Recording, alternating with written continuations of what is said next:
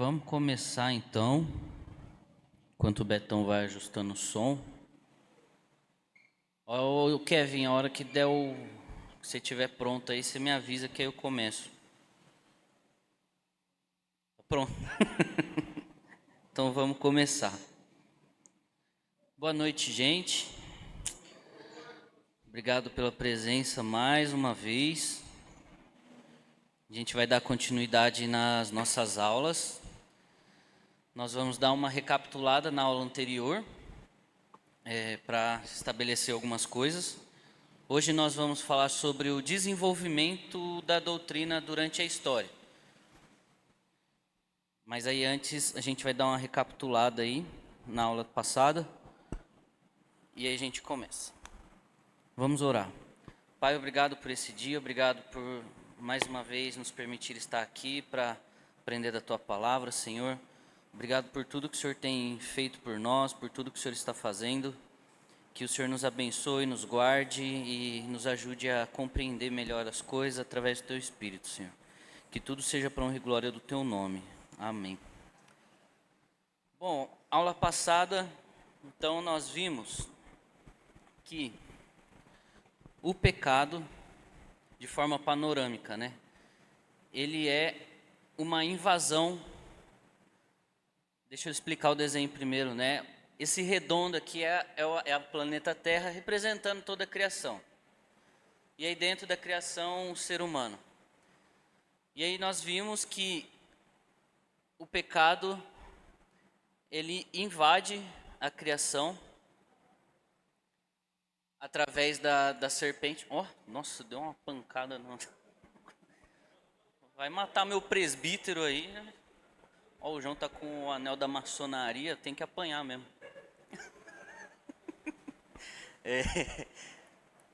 O pecado invade a criação através da serpente que seduz o homem e então ela consegue dominar toda a criação. E aí cria-se um sistema que alguns teólogos chamam de esfera da carne, esfera do pecado. Então é o sistema pecaminoso que invadiu a criação. Então ele é tanto uma força externa que atua para induzir, como a gente viu lá a palavra hamartiologia, hamartia, significa força ou poder, mas que dentro da doutrina do pecado é entendido como errar o alvo. Então, assim, resumindo, seria uma força ou um poder que induz o ser humano ao erro, que induz o ser humano a errar o alvo. Que errar o alvo é a palavra ratá, em hebraico, que é errar o alvo.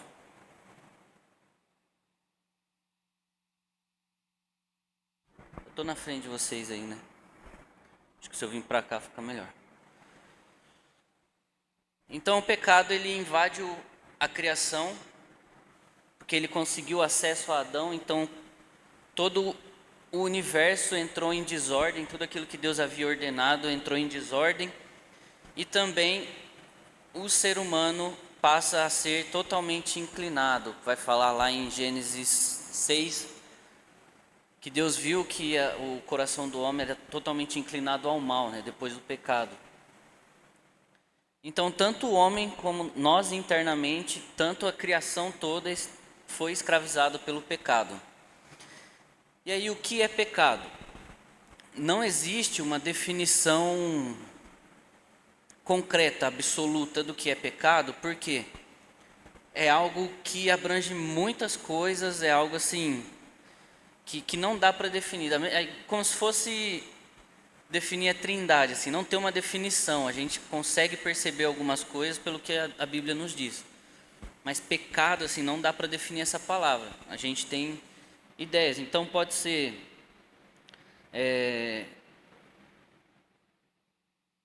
rebelião contra Deus,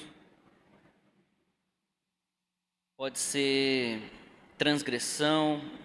Só que as palavras já não entram mais aqui, aí entram em outras palavras, mas tudo isso faz parte do que aconteceu ali, da queda, né? Rebelião, transgressão. E aí nós vimos também o que poderia ter acontecido lá em Gênesis 3, é que Adão e Eva eles quiseram tomar o lugar de Deus. Então eles quiseram ser Deus de si mesmos. Quem que vai falar isso? Totalmente inclinado sobre si. Ou seja, eles quiseram tomar o lugar de Deus e serem como Deus.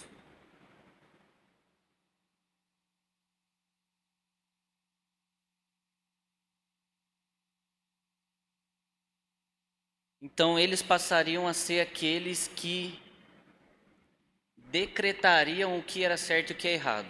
Eles queriam tomar o lugar de Deus. Eles queriam ser a fonte de vida para a criação. Eles queriam ser aqueles que estabeleceriam o que era a ética, a moralidade ali e tudo mais. Bom, então vamos para a história da igreja.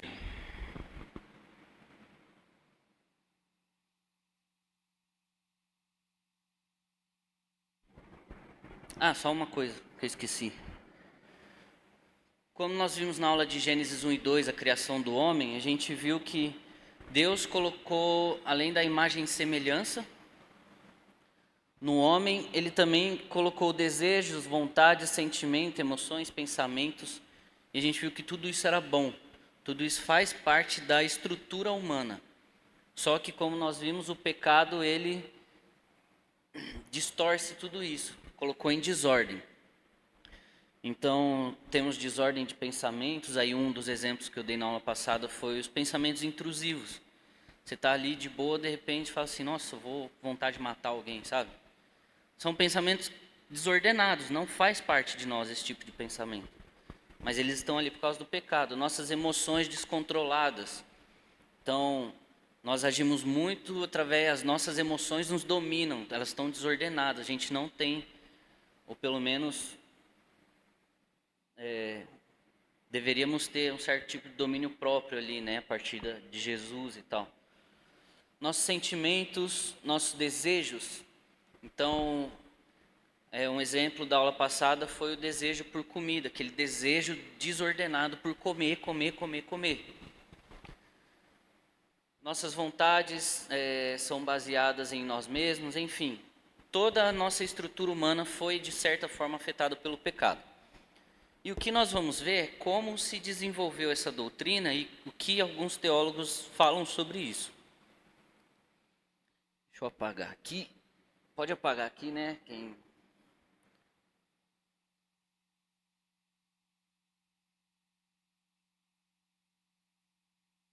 Então a gente vai começar com Agostinho. Deixa eu escrever aqui, pecado.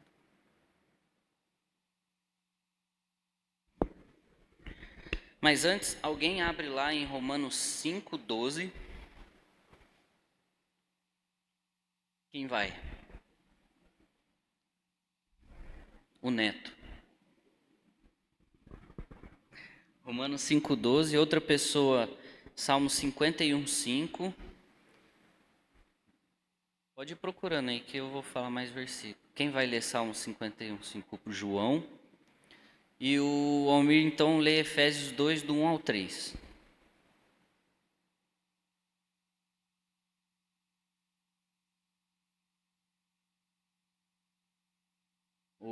Pode ler, né, Tom?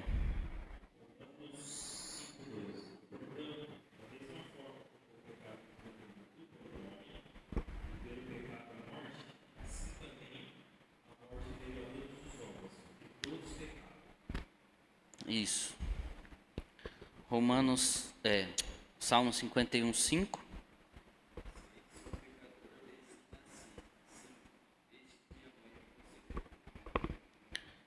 E Efésios 2, 1 a 3.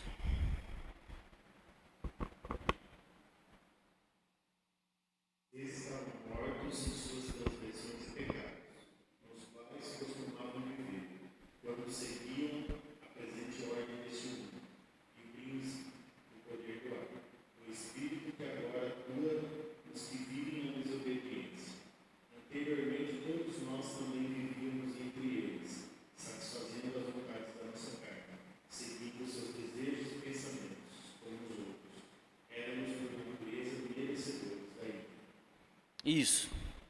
Então, antes da gente entrar ali em Agostinho, o que nós temos? Romanos 5:12. Assim como o pecado entrou no mundo por meio de um homem, então a serpente engana Adão e Eva, e esse engano faz com que eles tenham esse sentimento de rebelião contra Deus, e então o pecado consegue acessar toda a criação. E Paulo vai falar, que por meio de um homem o pecado entrou no mundo, trazendo consigo a morte. A morte, como a gente costuma ver nos filmes, é aquele bichinho que seria exatamente isso. A morte também é um personagem, assim, como se fosse Satã. O pecado, ele traz com ele a morte. Por isso que lá em Apocalipse vai falar que Jesus, o último inimigo a ser vencido é a morte. Então a gente tem a morte como essa consequência do pecado, mas também ele está junto aqui com o pecado. É como se fossem agentes do caos, agentes de rebelião contra Deus. Mas enfim, outra hora a gente entra nisso. Então o pecado entra no mundo por meio de Adão, trazendo a morte. E Salmo 51, então, Davi vai falar o seguinte, que ele já nasce em pecado, porque todo ser humano, então, é afetado pelo pecado, então nós já nascemos afetados pelo pecado.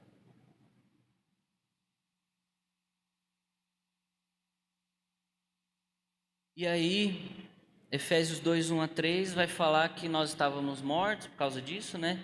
Entregue aos nossos desejos e vontades que não estavam mais em ordem, os pensamentos fúteis e tudo mais, porque fomos escravizados pela presente ordem. Essa ordem que ele está falando é esse sistema pecaminoso que escravizou toda a criação. E esses versículos, eles são fundamentais no desenvolvimento da doutrina. Então, a aula de hoje a gente vai ver o que é o pecado nas principais tradições cristãs e como o pecado afetou a natureza humana. E aí algumas perguntas que sempre aparecem sobre isso, né? O ser humano, ele nasce pecador ou ele se torna pecador? O homem nasce bom, mas a sociedade o corrompe? O pecado destrói ou apenas enfraquece o nosso livre-arbítrio? E aí a gente vai entrar num tema bem, bem discutido aí. Então vamos lá. Agostinho. Vou apagar aqui de novo.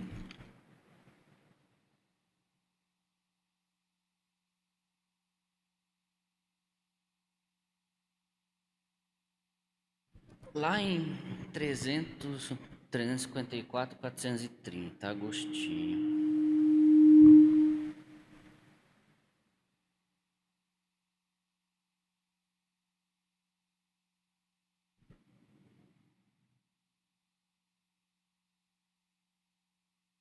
Agostinho viveu lá nos anos 354 até 430 anos depois de Cristo ali, né? Então ele viveu aí, pelos meus cálculos, uns 80, 90 anos.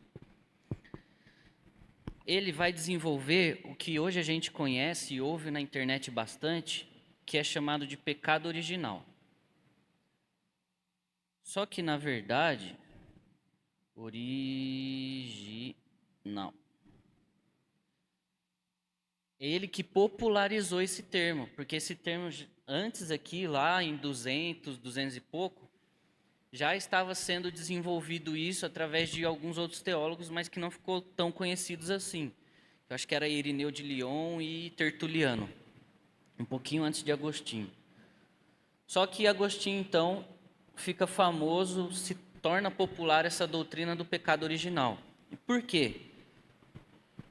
Porque existia um outro personagem chamado Pelágio. Não sei se vocês já ouviram, ou na internet falam assim, fulano é pelagiano, fulano é semi-pelagiano. É porque existia um personagem inglês chamado Pelágio. E ele era contra essa doutrina do pecado original. Então vamos ver o que ele defendia.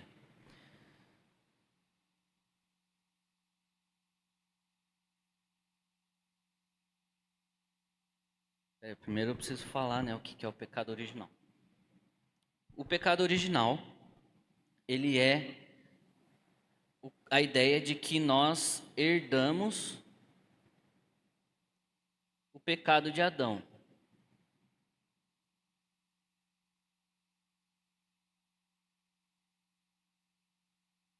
É como se estivesse no nosso DNA, nós carregamos a culpa de Adão. Essa é a ideia de pecado original.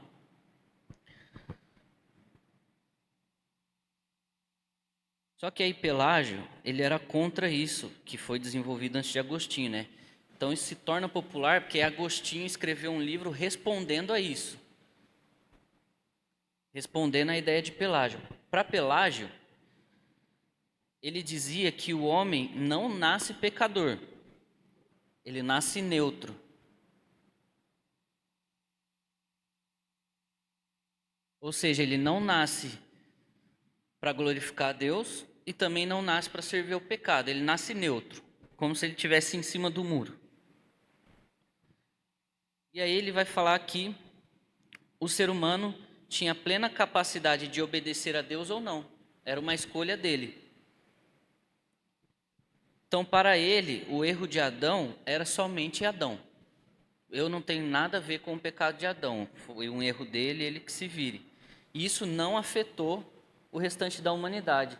Então é como se a humanidade nascesse intacta, do jeito que Deus criou. Todo ser humano nascesse sem pecado, como Deus criou. Aí vai entrar livre-arbítrio e tudo mais. Agostinho, então, olha para isso e escreve um livro chamado... Eu ia colocar a foto no telão, mas eu esqueci de mandar.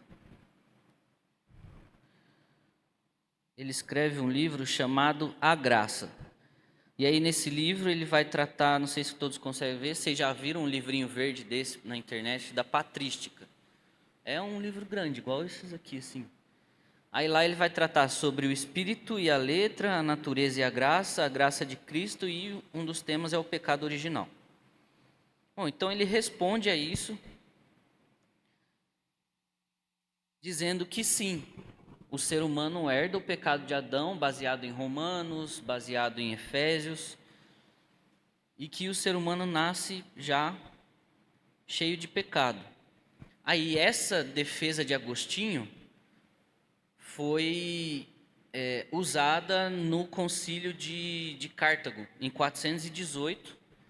Agostinho já tinha morrido, mas lá no ano 418 houve um concílio que Pelágio foi condenado como herege, e a doutrina dele foi condenada pela igreja como heresia, e eles usaram o argumento de Agostinho para condenar o Pelágio. Então, para Agostinho, como já falei, o pecado é transmitido a todos os seres humanos. Então, nós herdamos o pecado de Adão.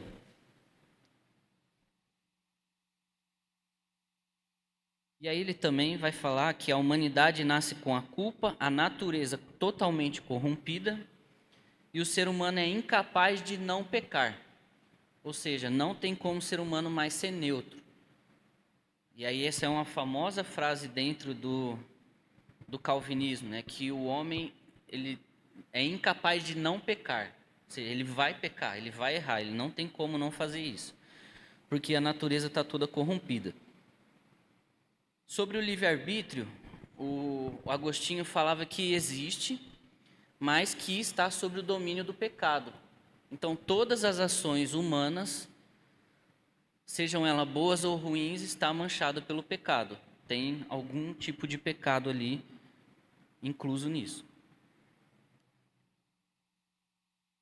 E aí eles vão usar aquela passagem de Isaías que vai falar, que Deus fala, né, que todas as suas obras de justiça são como trapos, né, são como, a palavra ali seria como absorvente sujo. Então, ou seja, não tem nada de bom que o homem possa fazer. Tudo está contaminado pelo pecado. Agostinho vai falar que toda a humanidade estava em Adão, que Adão era o representante dele. Então não tem como a humanidade não estar afetada pelo pecado, porque toda a humanidade é como se ela estivesse inserida ali em Adão. Adão, representante da humanidade. Aí ele tem o livro. Eu vou marcando umas coisas aqui só para eu lembrar de falar, e às vezes eu repito ela. Então, basicamente, sim, resumidamente, a ideia de Agostinho é essa. Nós estávamos em Adão, nós pecamos com Adão, nós herdamos a culpa de Adão. Toda a nossa natureza humana foi afetada pelo pecado, então tudo que nós fazemos está contaminado pelo pecado. E essa obra de Agostinho, ela teve um impacto que perdura até hoje. Só que durante a história, a gente vai ter outros personagens que reagem a isso. Então, o próximo que nós vamos ver é Tomás de Aquino.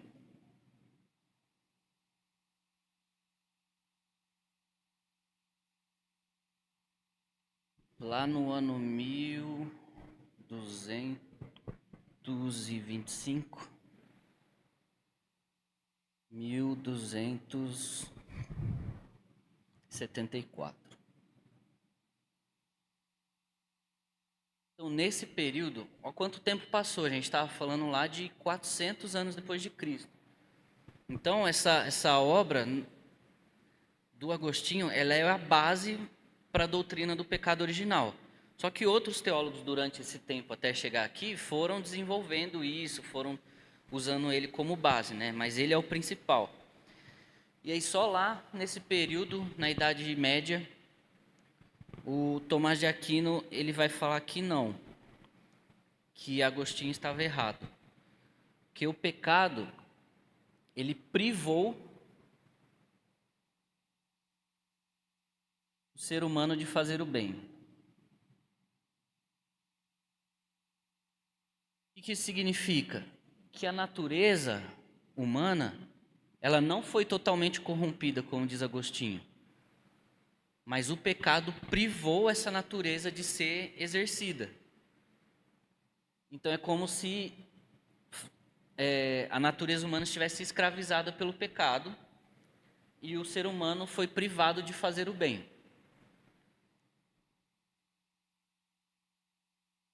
Então, para ele, o pecado não é uma coisa, não é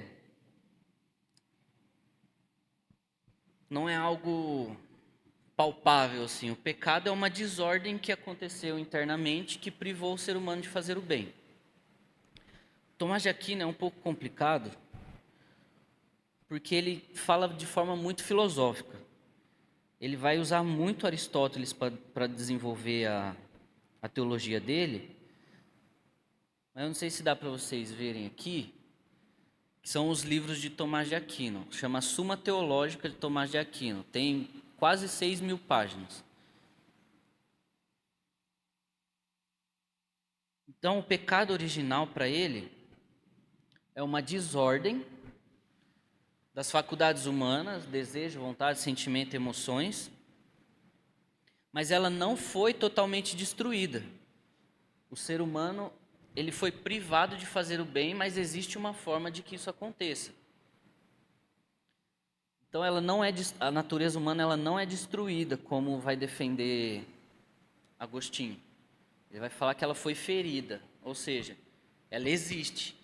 Essa natureza humana ainda existe, só que ela foi ferida, ela está desorientada. E isso é muito importante, porque, como a gente viu na aula passada, a gente viu que posteriormente lá os teólogos vão falar, não, realmente o ser humano é capaz de fazer algo bom, mas essas obras boas que o ser humano consegue fazer não é uma alternativa para garantir a salvação. Todos precisam de Jesus. Então essa daqui se torna a doutrina da Igreja Católica. A doutrina do pecado da Igreja Católica, ela não é agostiniana, ela é tomista. Você entrar lá, quando você for ver alguma coisa da Igreja Católica, você vai lá, Tomás de Aquino ou alguma coisa relacionada, tomista, é porque está falando dele. Então, existe bondade no ser humano, só que ele está ferido e não consegue, está desorientado e não consegue exercer isso. Para Agostinho, não. O pecado afetou, então tudo que o ser humano faz é pecado, não tem nada de bom nele.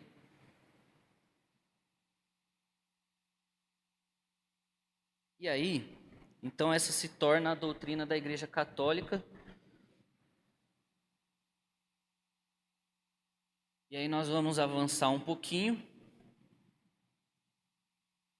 Estou falando tudo de forma resumida, porque assim, só estou, como eu falei, é básico, estou só introduzindo os conceitos.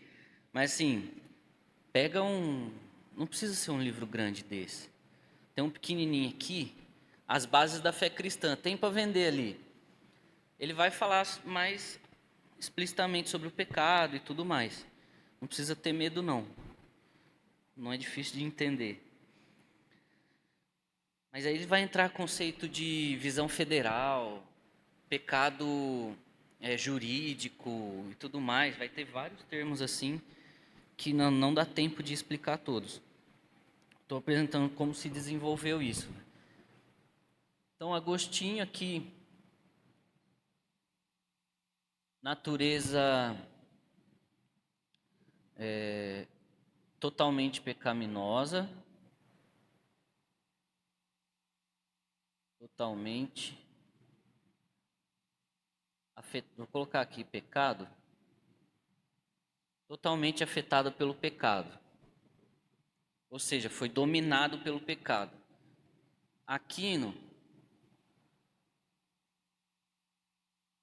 não foi totalmente afetada.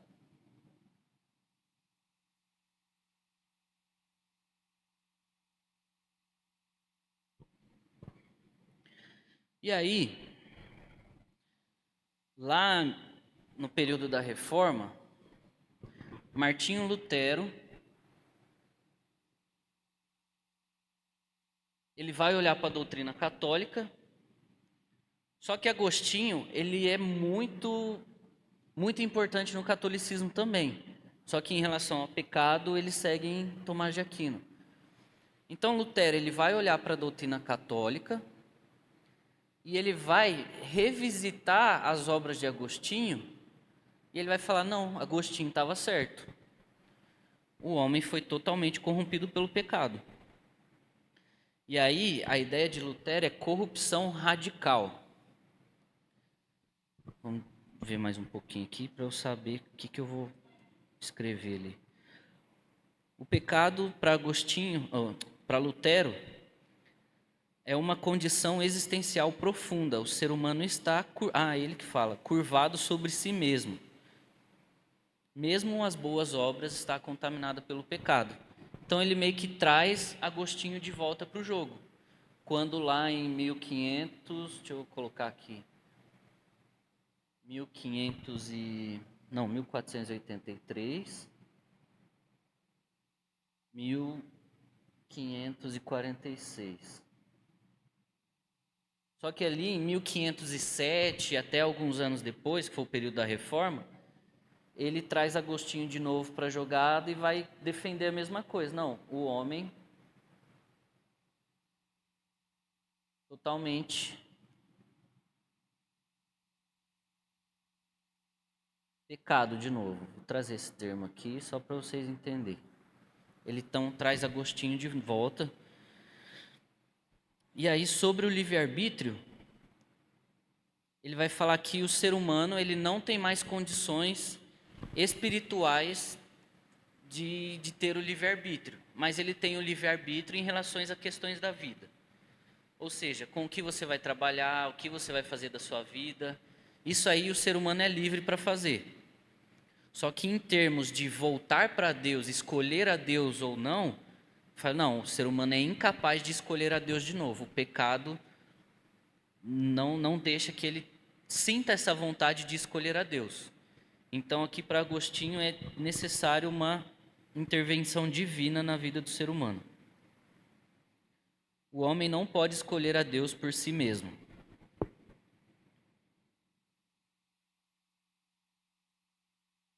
E aqui a gente já tem um desenvolvimento um pouco mais, nas palavras um pouco mais modernas de Agostinho e Lutero.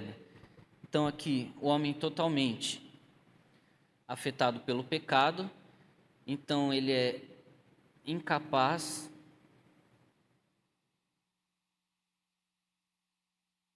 de escolher a Deus.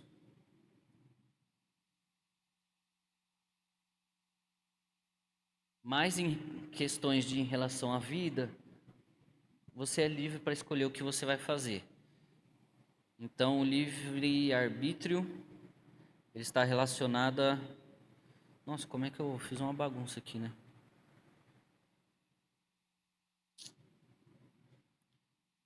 Questões da vida.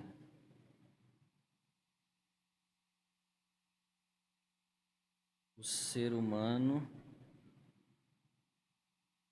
é livre para escolher o que ele vai fazer. Eu vou ter que apagar tudo isso. Junto com ele, nós temos o nosso querido e odiado João Calvino.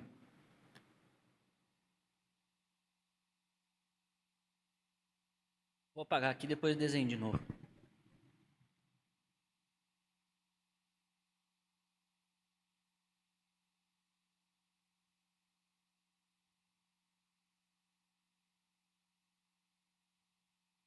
Eu separo aqui, então, Lutero, Aquino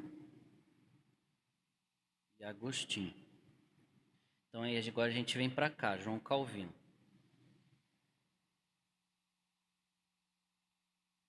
João Calvino é ali contemporâneo de Lutero, só que ele é um pouquinho mais novo, ele é de 1509, 1564. E aí então, João Calvino, da mesma forma que Lutero, ele vai lá para Agostinho e vai falar: Agostinho estava certo, Aquino estava errado. Só que aqui a gente precisa ter prestar atenção em alguma coisa. Calvino e Lutero, eles estavam assim, diante de tudo que aconteceu ali da reforma, perseguição e tudo mais, eles estavam, sim, não, o catolicismo precisa acabar. Por mais que Lutero não queria que houvesse essa divisão, ele queria que a Igreja Católica continuasse como a Igreja Mãe, mas aí recusaram tudo e ele falou: não, não tem, então, não posso compactuar com o que vocês fazem, né? Se vocês não querem fazer essa reforma, então eu vou sair, e então surge o luteranismo. Mas Lutero não queria que romper com a Igreja Católica, ele queria que houvesse uma reforma nas doutrinas. E aí deu toda aquela confusão e tudo mais, então eles ficam totalmente, eu vou usar uma palavra, mas talvez não é isso, né? Eles ficaram assim, completamente chateados ou irritados com a Igreja Católica. Então eles queriam a todo custo dizer que eles estavam completamente errados sobre tudo, sobre tudo.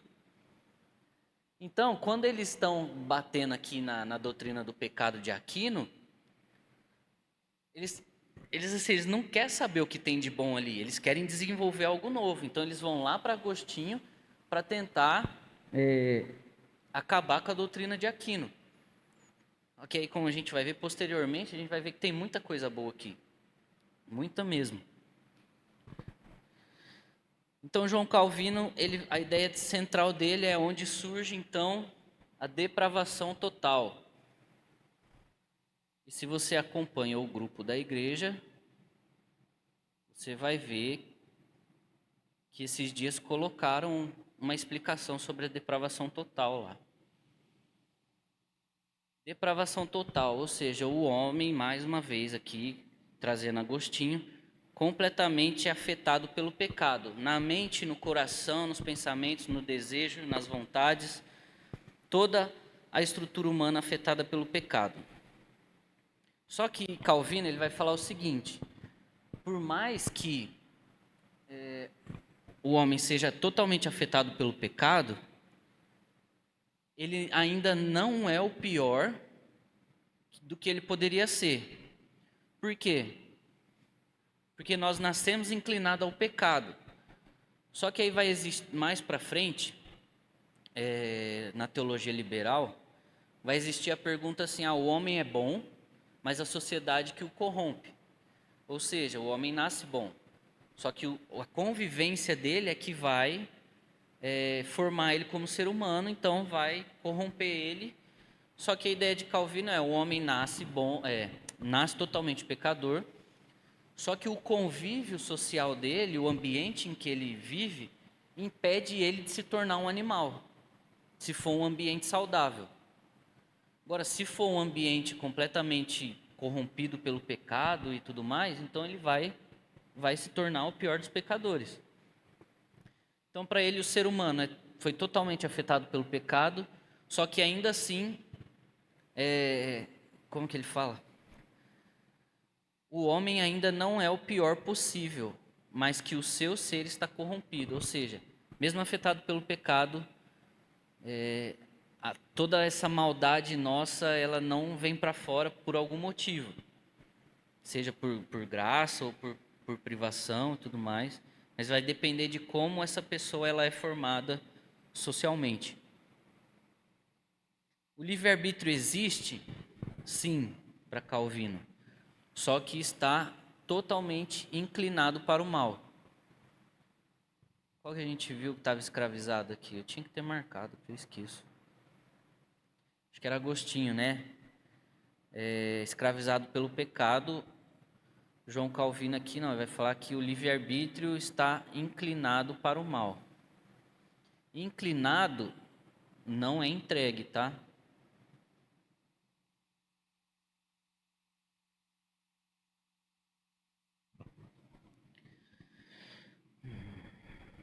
Então, para ele,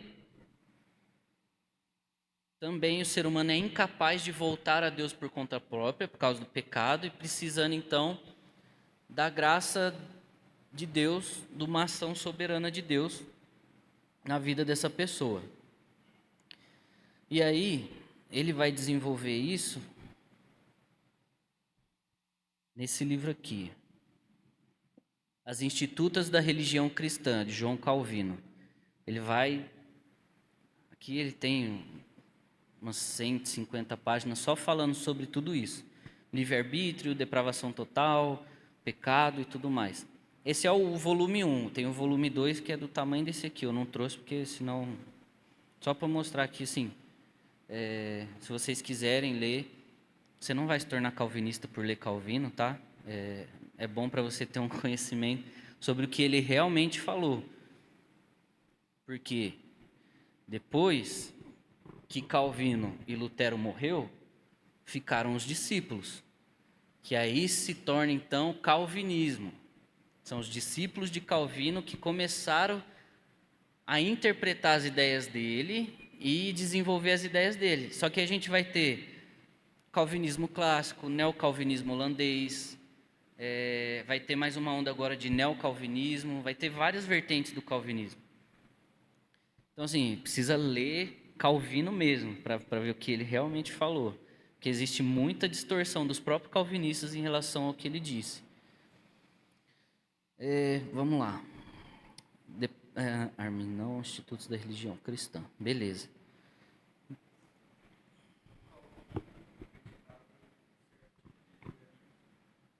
Junto com Lutero.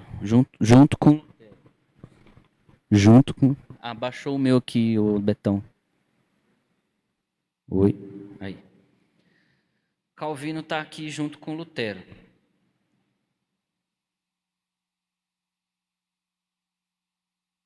Por quê? Por mais que ele não esteja falando de escravidão, vai falar que o livre-arbítrio está totalmente inclinado para o mal, não quer dizer que o ser humano possa fazer algo bom. Tanto que no livro ele vai desenvolver sobre isso aqui e basicamente ele vai entrar na mesma... Ele só mudou a palavra, mas ele vai defender a mesma coisa que Lutero.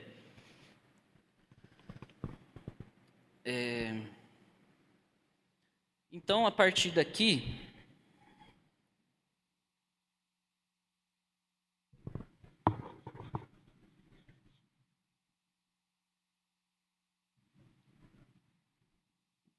fica então essa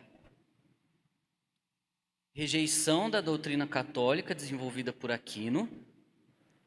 Então vem aqui a ideia de que o homem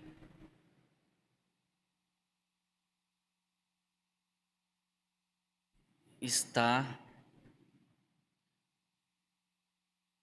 totalmente corrompido pelo pecado. Resumindo tudo,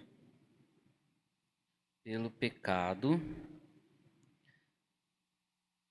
em sua natureza, né? Em toda a sua estrutura. Não vou colocar natureza não, porque em toda a sua estrutura,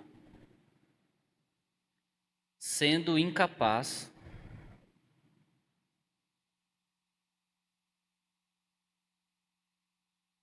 de escolher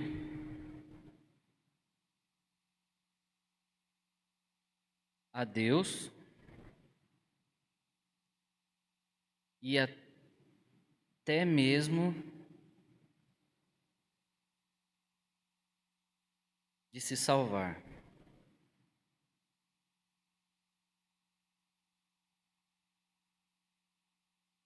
Então essa é o que passou então a fazer parte da doutrina protestante, da reforma e tudo mais. Basicamente isso que ficou decidido. Só que aí vai entrar outro personagem. Vou apagar esse lado de cá agora, tá? Chamado Jacó Armínio, nosso querido e odiado Armínio.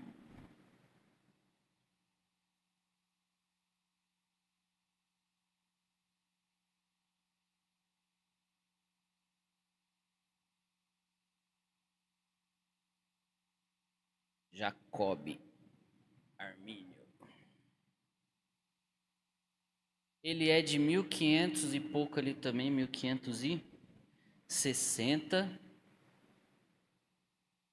a 1609. Então ele é ali contemporâneo de Lutero, de Calvino, de Zwinglio, tudo mais, os reformadores. O Armínio, ele é bem legal também. Ele vai concordar com isso aqui. Ele vai concordar. Depravação total, o homem incapaz de voltar a Deus por conta própria, toda a natureza do ser humano foi corrompida, então existe uma própria distorção das palavras de Armínio dentro do arminianismo que se desenvolveu depois, de que algo no ser humano ainda está bom e que ele pode voltar por conta própria para Deus. Tem uma vertente do arminianismo que vai defender um pouco disso, baseado lá em Tomás de Aquino também. Então vai ter uma mistura ali. Só que eu tenho o livro dele aqui no meu computador, mas eu não vou conseguir abrir para mostrar a capa dele para vocês.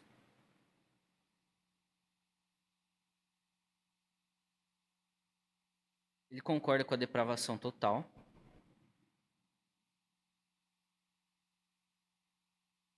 Só que aí vai entrar a questão do calvinismo e do arminianismo, que vai ser uma aula bônus que eu vou gravar ela depois, calvinismo e arminianismo. Não é a questão tanto do pecado, mas é como o ser humano é salvo. Porque para Calvino, para o calvinismo, o ser humano ele precisa ser regenerado por Deus, que aí vai chamar de graça irresistível. Ou seja,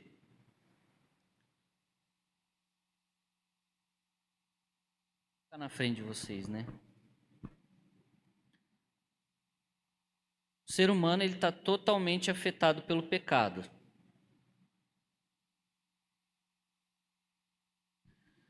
Então ele precisa de uma intervenção de Deus na vida dele, e essa intervenção vai regenerar ele para a natureza de Adão antes da queda. Só que ao fazer isso, essa graça de Deus sobre a vida do pecador, ela é irresistível. O homem é incapaz de não querer Deus. Então, por isso que vai entrar a soberania de Deus na salvação do homem. Porque Deus regenera a vida dessa pessoa com essa graça para que ela compreenda o Evangelho, e ao compreender o Evangelho, é a graça irresistível, ou seja, ele não consegue resistir por decreto de Deus. Ele não consegue resistir a essa graça, quando ele volta para essa natureza. Isso é o que Calvino vai falar. O Armínio não. O Armínio vai falar o seguinte, vou deixar esse desenho mesmo.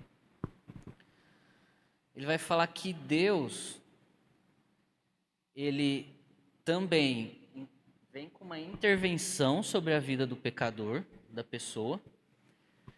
Regenera não. Essa graça faz com que ele volte a ter o livre-arbítrio que Adão tinha. Só que ela pode ser resistida assim como Adão resistiu. Então, para Armínio, quando ele se torna neutro, o ser humano se torna neutro de novo, é quando Deus dá a escolha para ele, assim, você me quer ou não? Diferente do calvinismo, quando é regenerado, é impossível o homem não querer a Deus. Para Armínio falou, sim, essa graça de Deus que ele chama de preveniente, que Deus concede graça a todos, ou seja, é como se Deus agraciasse alguém para que ela se tornasse neutra de novo como Adão. Então ele volta à natureza adâmica antes da queda, e aí ele tem a opção de escolher a Deus ou não. Então é como se no momento em que a pessoa está ouvindo o Evangelho, Deus torna essa pessoa neutra. E aí ela vai escolher se ela quer seguir a Deus ou não. Armínio. Calvino vai falar, quando a pessoa está ouvindo o Evangelho, Deus restaura a natureza adâmica dela, e ao restaurar isso, o homem não consegue resistir. Ele não consegue dizer não para Deus. Entende? Então, essa é a principal discussão do calvinismo e arminianismo. Então, vamos lá. Então, para Armínio,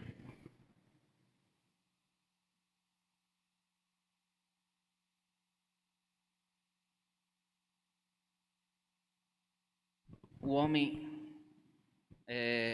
ele concorda com isso aqui, né? Só que aí ele vai falar o seguinte, só que Deus dá uma graça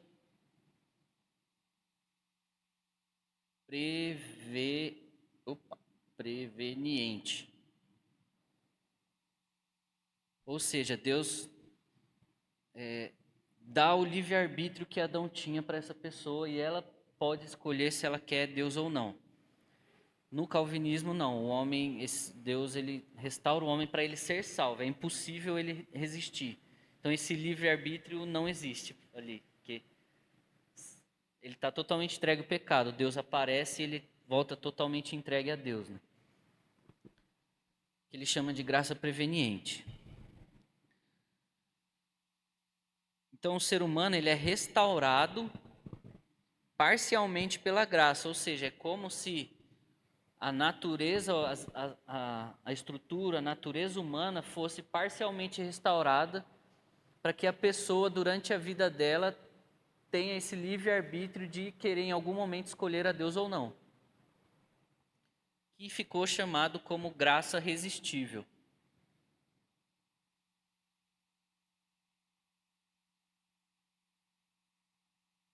Ou seja, o homem, de acordo com Armínio, ele ainda tem a opção por conta própria não, que Deus dá esse privilégio para ele ainda, dele querer escolher a Deus ou não. E no calvinismo não tem isso, é a graça irresistível. Deus dá a graça, você abre os olhos para o Evangelho, é impossível você resistir ao Evangelho. Bom, então a gente termina esse período da Idade Média aqui com as seguintes coisas. Resumir mais uma vez tudo isso aqui.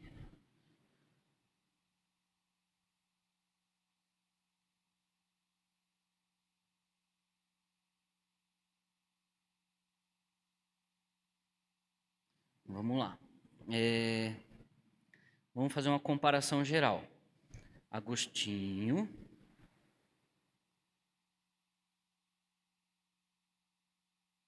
Aquino, Lutero, Calvino e Armínio. Em relação à natureza humana, para Agostinho ela é totalmente corrompida,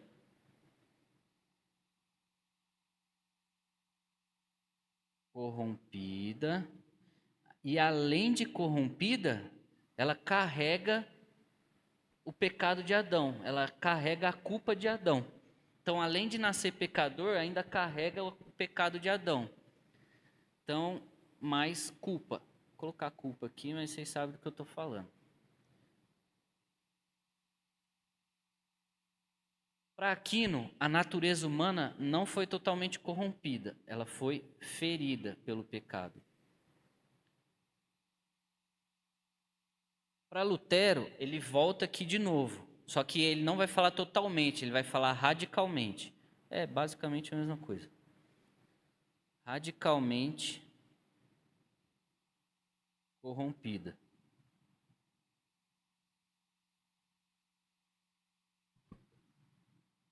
Calvino, totalmente depravada. Vou colocar depravação total.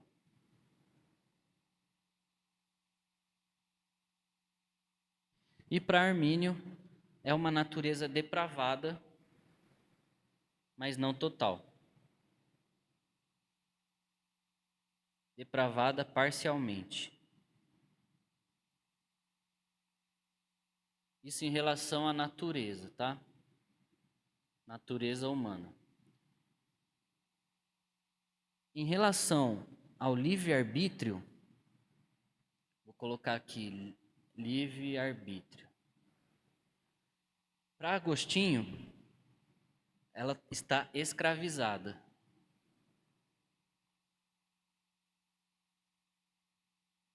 Para Aquino, ela está parcialmente, porque a natureza humana foi ferida, mas não totalmente, então ela está parcialmente afetada. Ou seja, o ser humano ainda tem uma forma dele fazer o bem.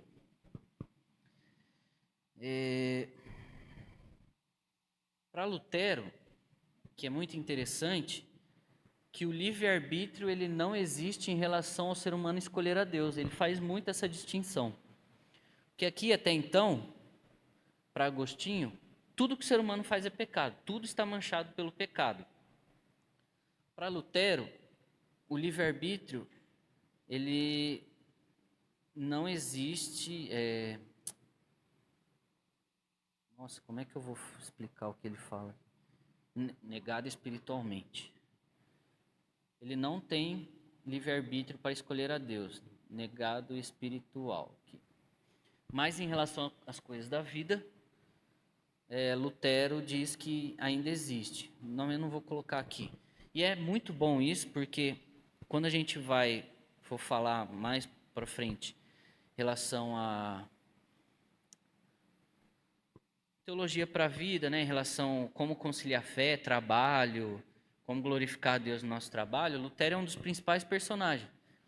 Tem um livro dele que ele conta uma história assim. Não, tem um puritano vai contar uma história de Lutero.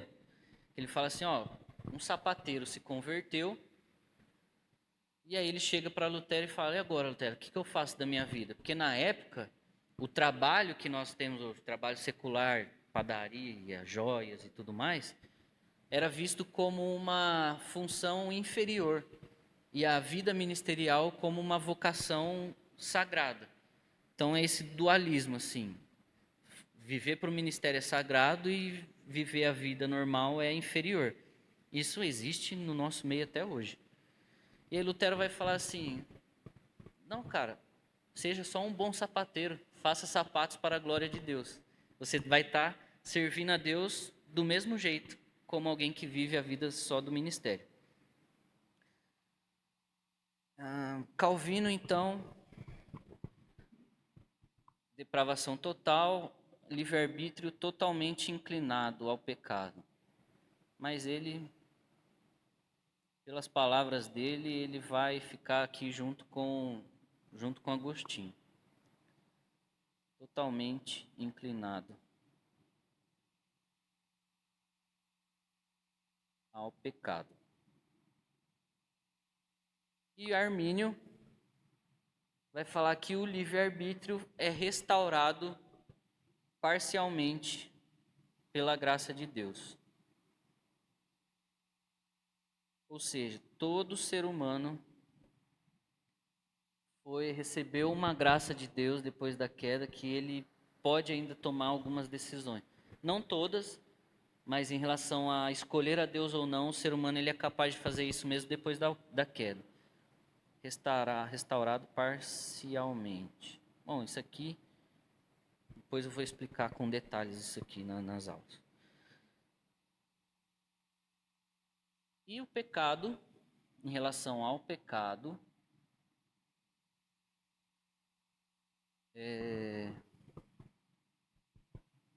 para Agostinho, vou colocar forte aqui, que é como, vou colocar total, forte ainda vai ficar meio... Pecado totalmente afetado, para Aquino, moderado, não foi totalmente afetado. Aí para Lutero volta a ser total de novo. Calvino também volta a ser total, só que aí vai ter alguma coisa? Não. E aqui para Armínio moderado de novo.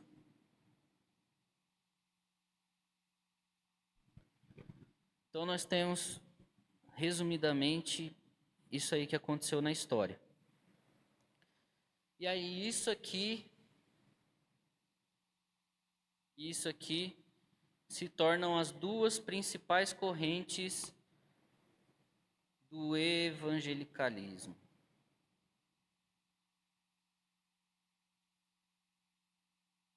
Do protestantismo também. E até hoje é debatido, é motivo de discussão, de briga e tudo mais.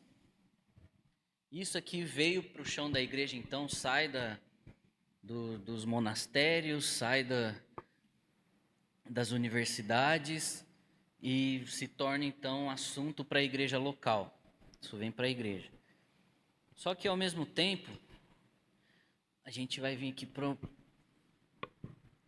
mais para a modernidade agora.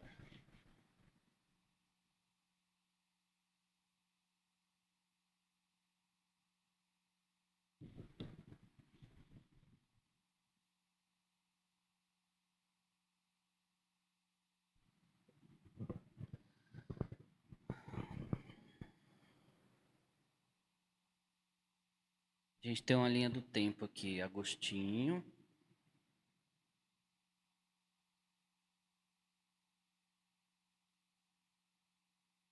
Aquino, Lutero, Calvino aqui, Zwinglio, não lembro como escreve o nome dele.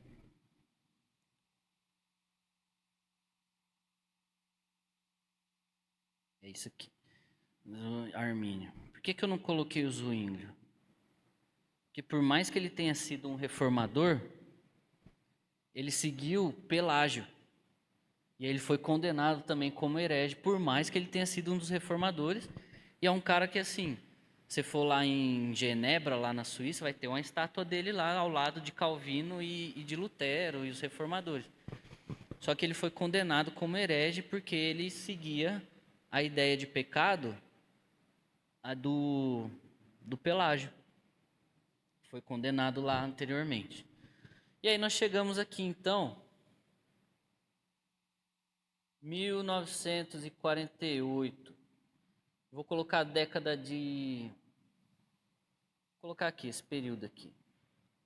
Mas que ele se estende até hoje ainda. Década de 60. O que acontece? A igreja seguiu então uma... Ficou feia?